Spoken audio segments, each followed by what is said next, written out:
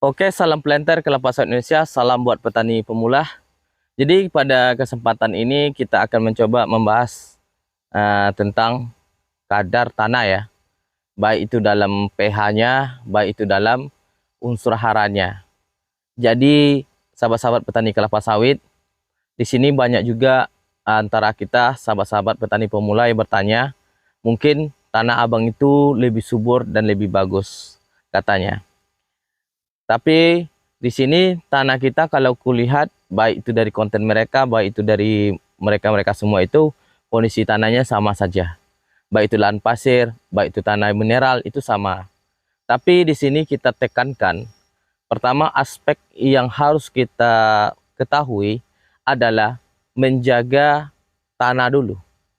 Gimana cara kita menjaga tanah itu agar tanah itu selalu subur?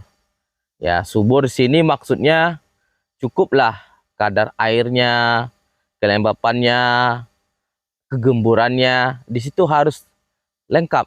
Jadi buat sahabat-sahabat petani kelapa sawit, di situ apabila unsur pertama adalah terjaga kelembapan tanahnya, maka otomatis tanah itu akan selalu basah dan gembur. Dia berurutan seperti itu.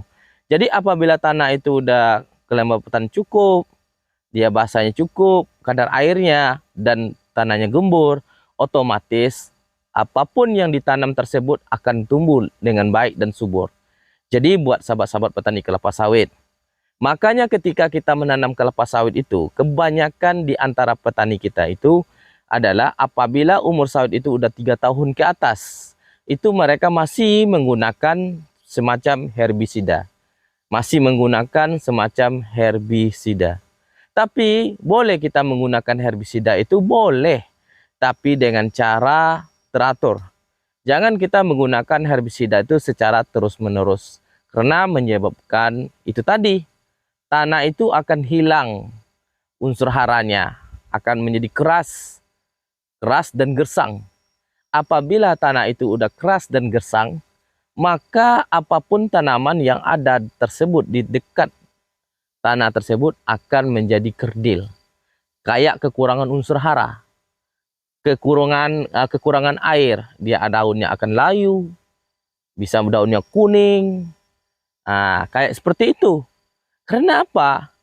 Dasar pertama kita harus mengetahuinya adalah tanah itu harus kita jaga, kelembapan harus, kadar airnya harus, kegemburan tanahnya harus kita perhatikan. Kita gampang untuk memperhatikan kegemburan tanah dan keunggulan dari tanah tersebut dengan cara memperhatikan apabila kita pergi pagi ke kebun kita, pergi pagi-pagi hari, itu jangan yang piringan yang bersih ya gitu kan, piringan yang bersih, lahannya udah dirawat ya kan. Kita lihat apakah tanah itu basah atau lembab. Kalau tanah itu tidak lembab dan basah, itu kemungkinan banyak kandungan kimia, banyak kandungan kimia itu menyebabkan tanah itu gersang.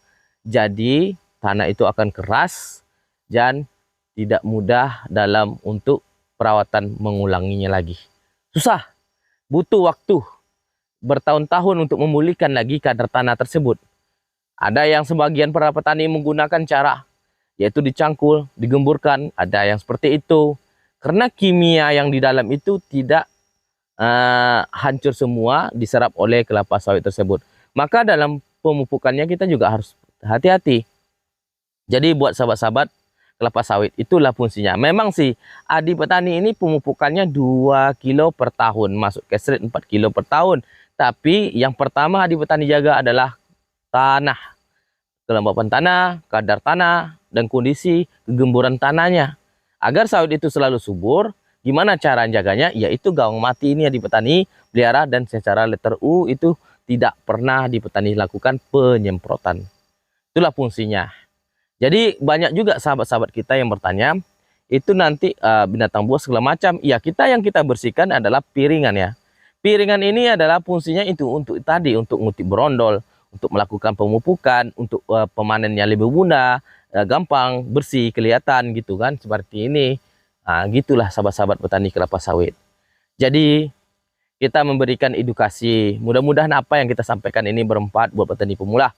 Kita bukan pandai dalam memberikan teori, tapi kita dalam ini adalah melakukan praktek sesuai apa yang kita di lapangan. Kita berbagi cerita pengalaman yang kita lakukan di media sosial ini. Mana tahu sahabat-sahabat kita mencoba pula nanti, yang keberhasilan itu dengan melakukan seperti ini adalah melakukan pengiritan biaya. Kalau kita melakukan penyemprotan total, yaitu butuh biaya banyak juga. Tapi kalau kita melakukan penyemprotan sedikit demi sedikit, contoh enggak piringan sama jalan pikul, itu udah mengurangi biaya penyemprotan. Tapi penyemprotan itu janganlah kita gunakan terus-menerus dalam per tahun itu. Tapi gunakanlah dalam per tahun itu melakukan herbisida itu cukup satu kali dengan umur sawit 3 tahun ke atas. Kalau 3 tahun ke bawah, itu kalau melakukan herbisida terus-menerus nggak apa-apa. Kenapa? Akarnya masih tidak terlalu jauh dari tersebut. Jadi apabila sudah lewat 3 tahun ke atas, itu stopkanlah menggunakan herbisida. Karena menggunakan herbisida itu sangat berbahaya dalam pengaruh terhadap pertumbuhan kelapa sawit tersebut. Jadi buat sahabat-sahabat, intinya yaitu kita harus menjaga kadar dan unsur dari kelembapan tanah agar kebun kelapa sawit kita subur dan menghasilkan produksi lebih tinggi, dan mudah-mudahan manfaat apa yang kita tadi sampaikan ini. Jadi itulah, janganlah kita saling menjatuhkan, tapi saling membagi informasi dan fakta apa yang ada di lapangan. Oke, salam Planet Indonesia, salam.